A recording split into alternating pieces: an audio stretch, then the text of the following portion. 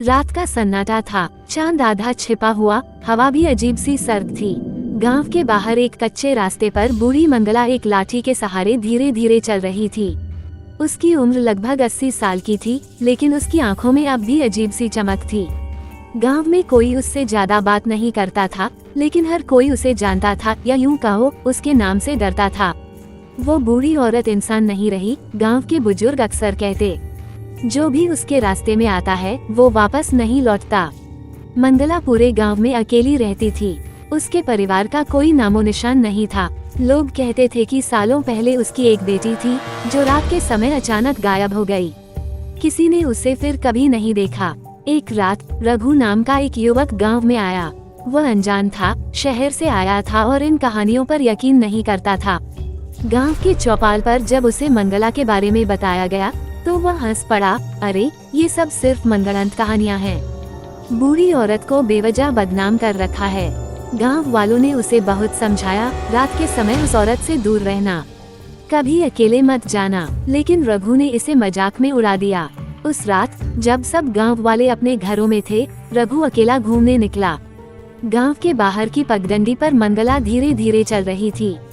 रघु ने दूर से देखा और सोचा, आज देखता हूँ इसमें क्या डर है। जैसे ही वह उसके पास पहुंचा, मंगला रुक गई। उसने धीरे से गर्दन घुमाई और अपनी चमकती आंखों से उसे घूरने लगी। क्यों आया है? मंगला की आवाज फुसफुसाहट जैसी थी, लेकिन उसमें अजीब सा कंपन था। रघु ने हंसते हुए कहा, बस ऐसे ही, आपकी कहानियां सुनकर आपको देखने आया हूँ। मंगला कुछ नहीं बोली। उसने बस अपनी झुर्रियों भरी उंगलियां रघु की ओर उठाईं। अचानक चारों तरफ अजीब सा अंधेरा छा गया। हवा तेज हो गई। रघु को महसूस हुआ कि वो हिल नहीं पा रहा। रघु की आंखों के सामने अजीब दृश्य आने लगे। एक जवान लड़की जो अंधेरे में चीख रही थी, कोई उसे खींचकर ले जा रहा था। फिर वही बूढ़ी मंगला जो पागलों की तरह रो रही थी। रघु की आवाज लड़खड़ा गई, तब तुम कौन हो? मंगला के होंठों पर अजीब सी मुस्कान आई। उसकी झुर्रियां धीरे धीरे गायब होने लगी। उसकी कमर सीधी हो गई, बाल काले होने लगे। उसकी आंखें अब पूरी तरह लाल हो चुकी थीं। रघु की सांसें तेज हो गईं। तुम तो, मंगला ने धीरे से फुसफुसाया, अब इंसान नहीं रही, छलावा बन गई हूँ। अगले ही पल उसका चेहरा अचानक विकृत हो गया।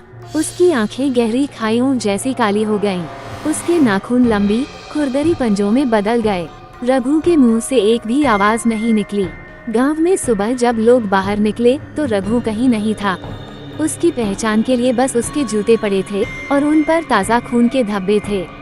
उसके बाद कोई भी रात में उस पगडंडी पर जाने की हिम्मत नहीं करता, और अगर कोई भूल से मंगला को अकेले में देख लेता तो वो भी कभी लौटकर नहीं आता।